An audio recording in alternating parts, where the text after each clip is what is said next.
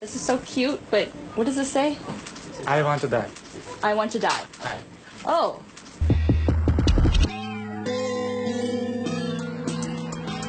This is the Harajuku neighborhood of Tokyo. In a country known for conformity, this is where you come to stand out. Here on Takashita Street, style is defined by defying norms. But a new look is challenging one of Japan's deepest taboos, depression and mental illness. The style is called Yami Kawaii, and it means sick cute. Can fashion break the silence that surrounds an epidemic? My first question, what exactly is Yami Kawaii, and what does it look like? To find out, I tracked down Kua, an artist and influencer with over 56,000 followers on Instagram. Yami Kawaii はパステルを基本にした感じのふわふわした可愛い感じで、Yami Kawaii はちょっとそこにダークな要素、黒とか色もそうですけど、モチーフであったり医療系とか血とかちょっとグロテスクな要素が含まれていると思います。Kawaii is the Japanese word for cute. Yume kawaii means cute, like a dream. Yami kawaii is what happens when Yume goes dark. ごめんなさい、いつどこでありがとうございます。Is that a fan? Did she just recognize you? そう、Fans are drawn to Yami Kawaii, but honestly, I just don't get it. To better understand the appeal, I'm going to visit a pioneer of the look, an artist named Bisco. でもここ可愛いんですけど、背中にっていう書いてある。But then it says I love you. I love you, kill you. Cute, okay. Changing your mind a lot. でも可愛いから許される。そう、なんか可愛いんだけど、言ってる言葉が辛辣っていうそのギャップが受けてて、それがなんか闇可愛いかなって私は思ってるんです。そうなんです。Can you tell me who this is? これはメンヘラちゃんって言って私が描いてるキャラクターなんですけど、リストカットして変身する魔法少女なんですよ。ちょっとやばい設定。Meet Menhera-chan, the Yami Kawaii heroine of Bisco's comic. She gets her name from menhera, a term that refers to people who suffer from mental illness.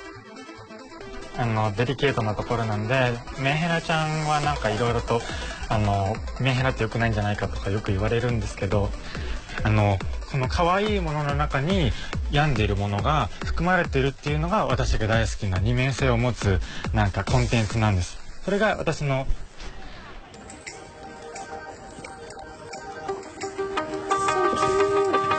To understand why this is a look that someone would want to project, I decided to try the clothes on for myself. I need a jacket and then I need bottom. こっちで。This one? はい。 How's that? かわいい。 Kawaii? Okay. あとはジャケット。 A jacket? What makes this one Yami Kawaii? これはそうやな。これだけやったら夢かわいいっぽいけど、ちょっとダークなやつと合わせるから闇かわいいっぽい感じになるかな。I think I'm getting it now. アクセサリー。Accessories? はい。 Okay. Kawaii. I'll go try it on. 行ってきてください。 As I put on my Yami Kawaii outfit, I really noticed the dark details among all the pastels.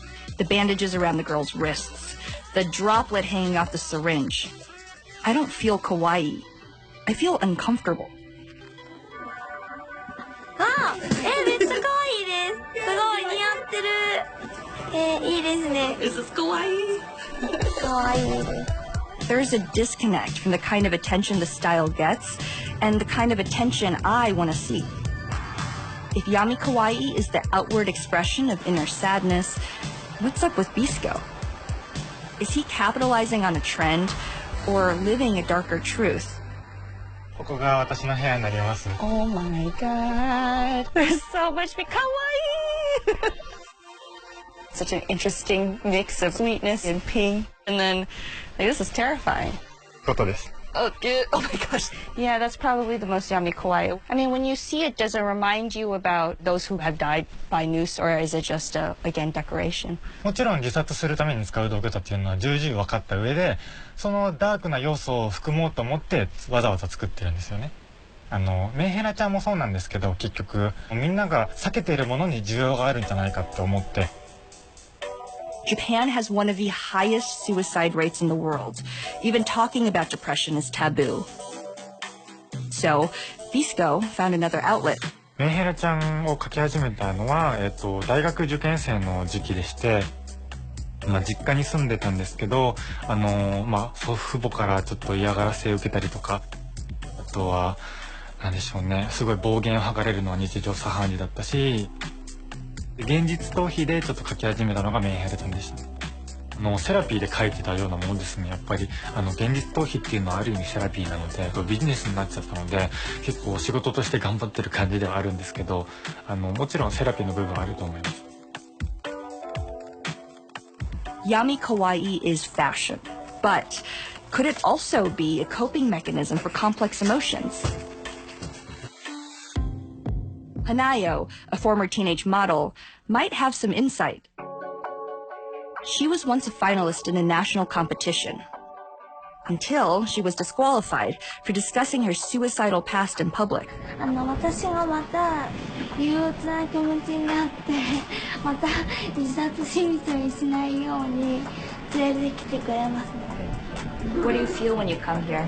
幸せな、すごい私とても猫が好きなのですごい幸せな気持ちになります。It's nice seeing you. もうずっと物心ついた時から死にたいって思っていたので私が生まれてきたってこと一つしか言えませんね。死にたいという気持ちはずっとあって変わらないんですね。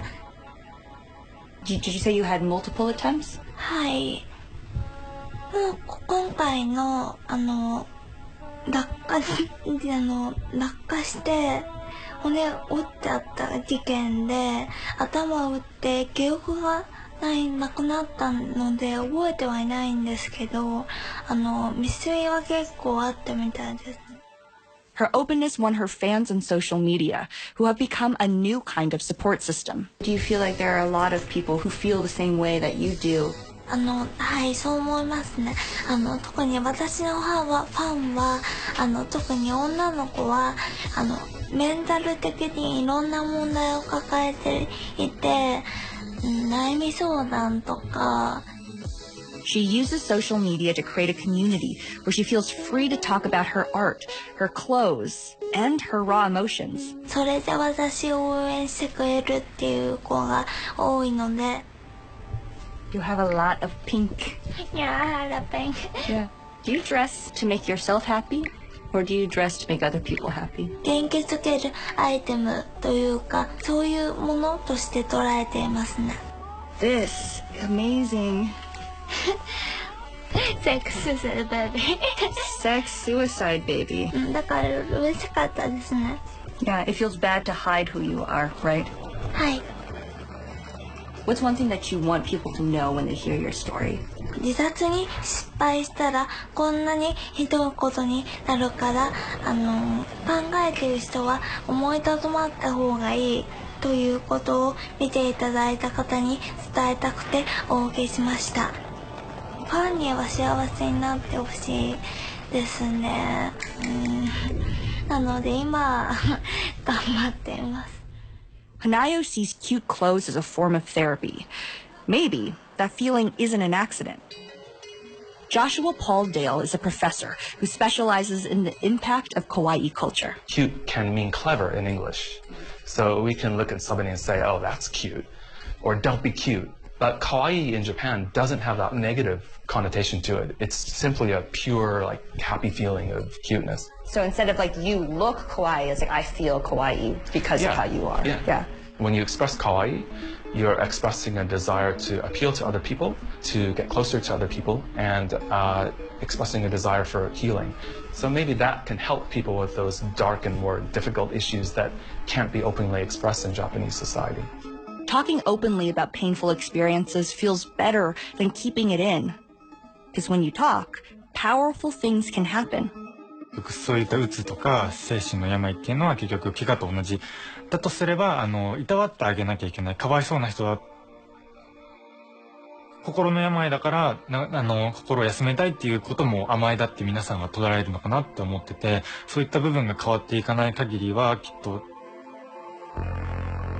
そうですねメンヘラっていうものに対してのネガティブななんて言うんでしょう、ネガティブなイメージは変えていきたいなとは私は思っていて、その部分はやれているんじゃないかなとは思っています。やっぱりそもそもメンヘラっていうものにネガティブなそこにみんなが誰しもが持っている心の闇だとか悲しみだとか、そういったなんて言うんでしょう、その負のおわらな部分も兼ね備えた可愛い。思いっきりカメラ入ってる。